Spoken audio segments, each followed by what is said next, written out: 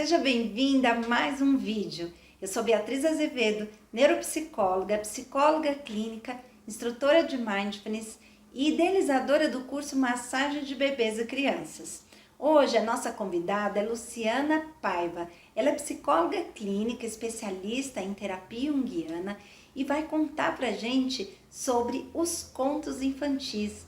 As histórias que contamos para as crianças ajudam ou atrapalham? Vamos lá? Olá, Luciana Paiva, tudo bem com você? Oi, Bia, tudo bom? Seja Obrigada pelo bem-vinda aqui. convite. Obrigada a você por ter aceitado. Seja bem-vinda aqui à Semana das Mamães, onde a gente vai estar tendo uns bate-papos bem interessantes sobre diversos temas que são dúvidas, né, comuns de mamães, aí de bebês até crianças de 10, 12 anos, focando um pouquinho aí na hora do sono, na hora Uhum. dessas crianças irem dormir, que tem sido um desafio para muitas mães. Então, hoje, como nosso tema é contos, né? Contos de fada, fábulas, a gente pode começar, Lu, talvez você possa explicar para quem não sabe qual é a diferença entre conto, entre fábula, entre história, enfim, tem uma diferença entre isso tudo? Oi, Bia. Bom, de novo, obrigada pelo convite. Sim, tem bastante diferença. Quando a gente fala em mitologia, né, são os mitos. Bom, a gente rapidamente pode se lembrar, né, de mitologia grega, mitologia romana, enfim, tem vários mitos aí afora. Quando a gente pensa em mito, a estrutura é toda simbólica, né? Então, quando a gente pensa aí numa mitologia, quando a gente fala de Cronos, por exemplo, a história de Cronos é terrível, né? Tem até um quadro de Goya que mostra Cronos comendo os filhos. Então, se você for ler a mitologia somente através da consciência, é uma história totalmente impalatável, né? Na verdade, algumas das histórias não fazem nem muito sentido. Por quê? Porque é conteúdo simbólico. Quando a gente fala em Cronos, a gente está falando na representação do tempo, e o tempo realmente devora os seus filhos, né? Quando a gente lê alguma coisa sobre Zeus, né, a gente fica desesperado. Zeus é extremamente infiel à Hera. O símbolo da Hera é um pavão, né? Porque todos aqueles olhinhos ela usava para vigiar Zeus, que era muito infiel. Quando a gente pensa em Zeus, a gente está falando de energia de criação. Então, o criador vai se relacionar com a justiça, que seria Atena, e vão gerar filhos. Então, assim, cada um tem que se esforçar para entender o conteúdo simbólico. Quando a gente fala em conto de fada, o conto de fada também tem estrutura simbólica. Quando a gente fala em conto de fada, a gente está falando de campo psicológico. Então, a bruxa, a madrasta, o herói, todos os personagens é a própria pessoa, né? Tudo acontece aqui, ó, no campo psíquico.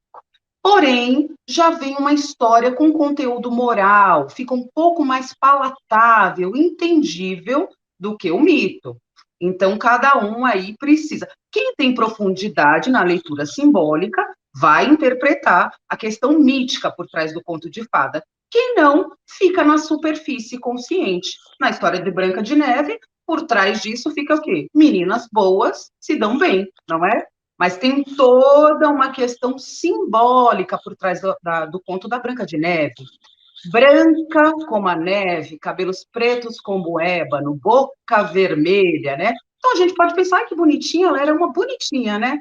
Mas, na verdade, ali por trás do simbólico, a gente está falando dos três livros alquímicos, o livro vermelho, branco e preto. Então, a gente está falando de quê? De evolução humana, transformar o homem de chumbo num homem de ouro. Então, assim, tem que ter um pouquinho mais de profundidade para alcançar esses elementos, né? E a fábula, ela é puramente moral. Quando a gente fala em fábula, é isso, né? A história lá da lebre e da raposa é a lebre e a raposa, não tem simbolismo, né? Se você for preguiçoso, você vai ser punido. Se você cantar a vitória antes do tempo, você vai se dar mal. Então, essa é a diferença básica entre as três estruturas.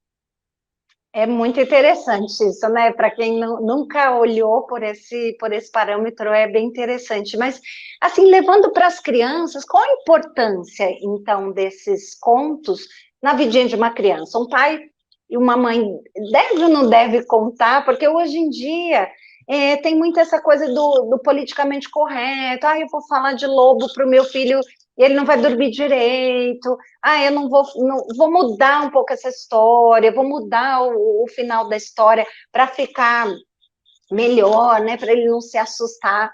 Então, a gente fica com essa dúvida, a gente estava até comentando, eu cresci ouvindo contos, né, contos de fada, e aqueles assustadores mesmo, eu adorava. E assim, não, a gente tava, não virei nenhuma canibal, né, por conta disso, mas assim, qual a importância? A gente pensando em mitos e verdades, né, o que é verdade, o que é mito, será que não pode, não pode? Qual a importância dos contos, assim, na vidinha de uma criança, assim, na infância? Os contos de fada propiciam às crianças e também aos adultos certos recursos mentais. Quando você lê um conto de fada, você já tropeça no início, se você for ler utilizando somente a ferramenta da consciência. Um conto de fada começa com era uma vez. Era quando? Era onde? Era quando você necessitar daquele recurso mental. É quando for necessário, enquanto um ser humano tiver necessidade de estratégias para se aprimorar, o conto de fada vai estar lá. Num reino tão, tão distante, né? Nosso reino aqui, nosso reino mental.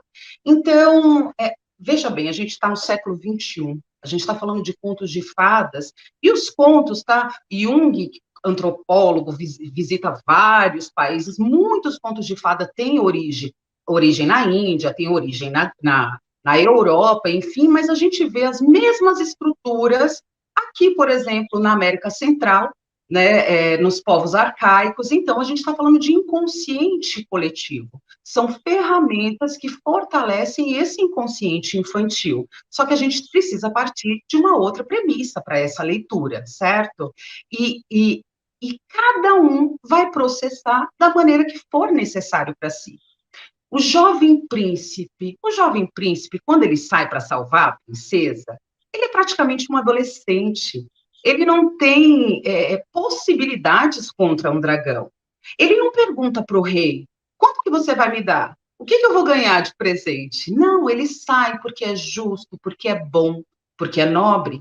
E no meio do caminho, as ferramentas mágicas vão aparecendo para ele, né? Aparece um velho sábio, ele ganha uma capa de invisibilidade.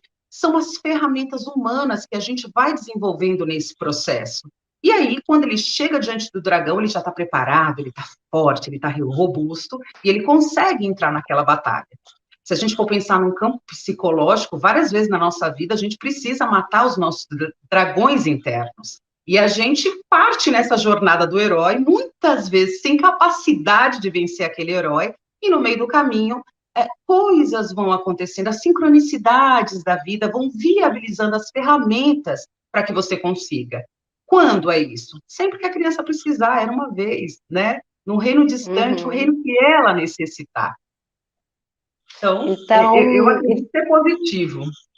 Positivo, que as crianças conheçam fadas, duendes e bruxas e lobos, isso tudo no imaginário dela, como você está dizendo, é simbólico e útil, né? Para que ela construa aquilo que ela está precisando. É o que você fala, não é igual para todo mundo, né?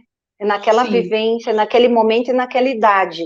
Vai ter um simbolismo diferente. É que nem quando a gente fala do Pequeno Príncipe, cada vez que você lê, você tem uma interpretação diferente, um aprendizado diferente, porque depende de que idade você leu, né? Aquilo, sim, você vai ter um olhar diferente, mais ou menos isso, né? Legal. Exatamente. Então, Lu, você acha que os contos, eles estão ligados, esses personagens estão ligados à essência humana? Que lá a gente vai encontrar sentimentos como medo, ciúme, ansiedade, competição, enfim, sentimentos humanos ali nos contos. Exatamente.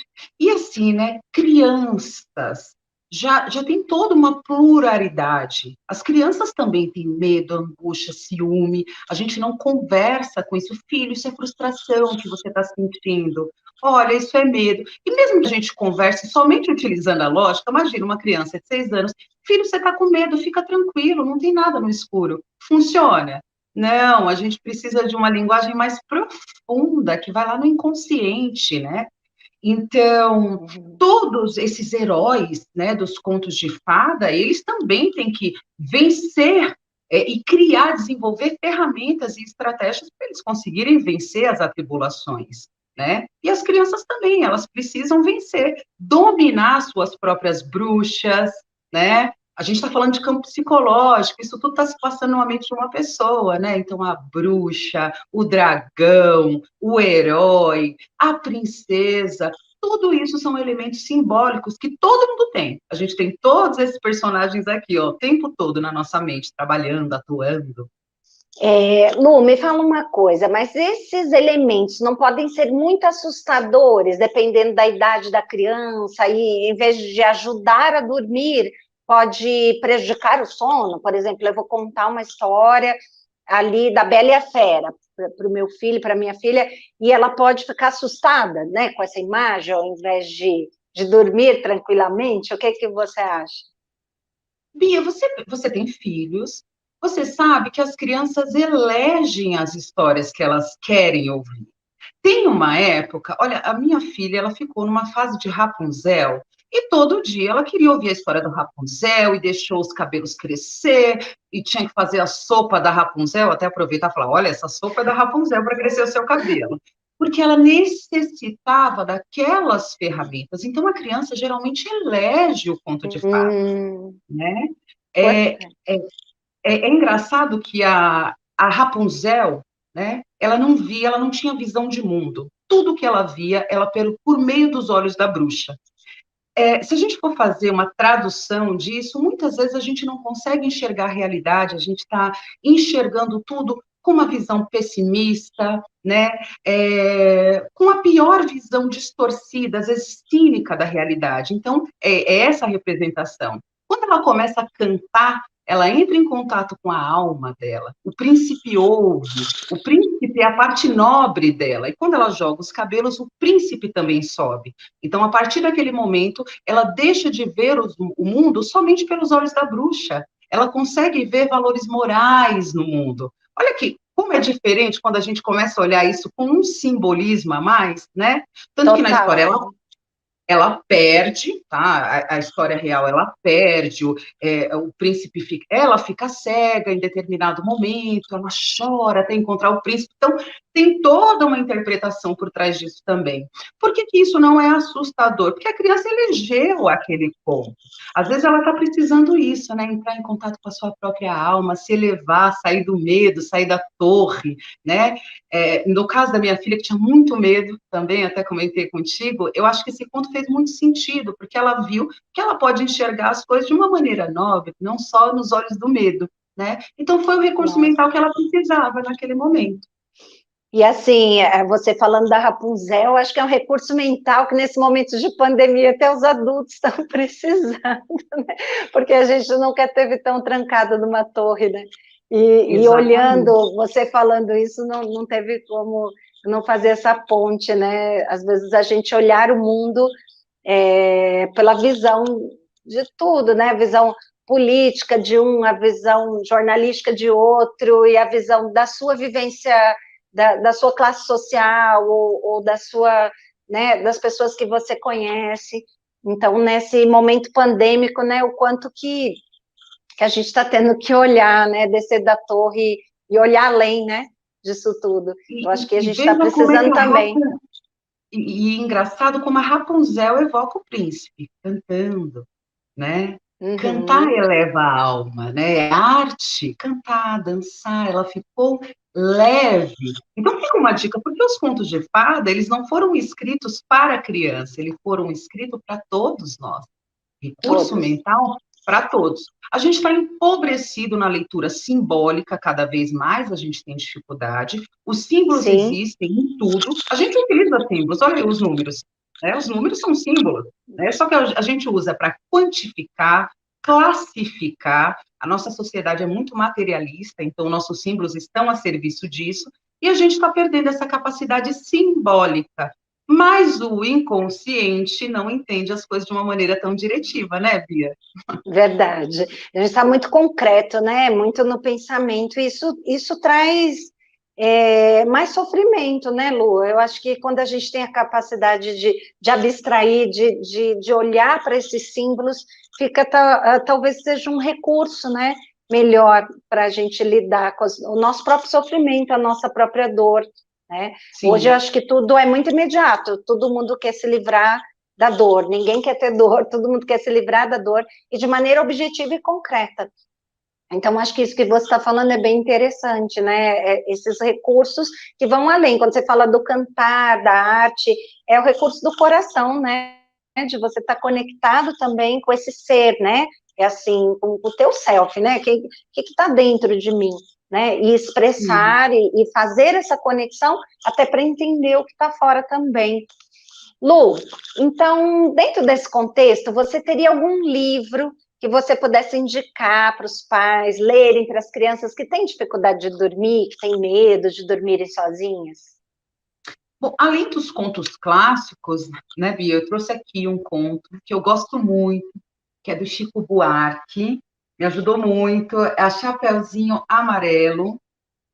Conto de fada é uma coisa que a gente tem que tomar muito cuidado para ressignificar. Imagina você não fala bem uma língua e aí você resolve alterar um texto. Não tem como, né? A pessoa tem que entender muito de simbologia para fazer essa alteração.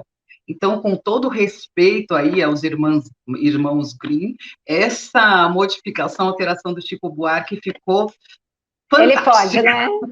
Ele Ele pode. pode. Então, você veja que nesse livro, a Chapeuzinho, ela confronta o lobo, né? E ela vai se ressignificando, ó, o lobo fica até chateado, porque ela não dá atenção, e o lobo vira um bolo, né? De tanto ela falar lobo, lobo, lobo, lobo, ele Lobo, vira lobo, um lobo, lobo, lobo, bolo. lobo. É. Então, não há fuga do, do lobo mau, né? Ah, e a criança vai ficar com medo de falar do lobo mau, do dragão. Ela precisa justamente criar estratégias internas para encarar esse lobo. Já pensou uma vida de fugitiva? Então, a gente precisa dar Sim, recurso mental para que essa criança consiga processar internamente o medo do lobo mau, né? Criança pequena, ela se percebe em sua pequenez, vê os lobos da vida, né? Ai, sim, o pai e a mãe, como é que eu vou dar conta? Que é o que acontece com a Chapeuzinha. Então, precisa ter recurso interno para dar conta do mundo, né?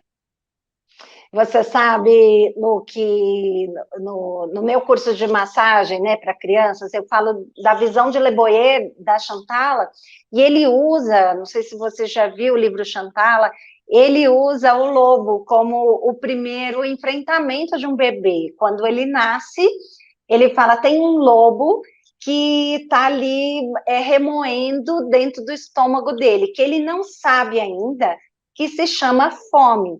Porque dentro da barriga da mãe, tudo era possível. A comida vinha na hora certa, ele não tinha fome, ele não tinha nada, assim, nenhuma necessidade dentro da barriga da mãe.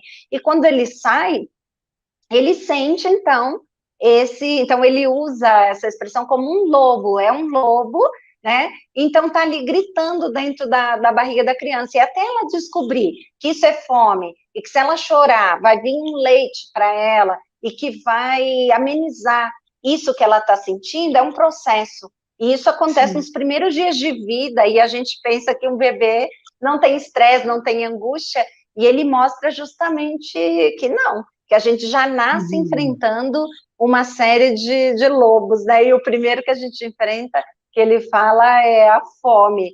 E eu Sim. sempre me coloco no lugar do bebê e falo, é complicado, porque quando você tem fome, você pensa, eu vou pedir, a criança, mãe, eu vou pedir para minha mãe, ou eu vou na geladeira, Uhum. eu vou fazer tal coisa, mas se você acabou de nascer, você não tem a mínima noção do que é isso, deve ser realmente assustador, né? Então, a gente Sim. já nasce enfrentando os nossos lobos, né? Os nossos desafios.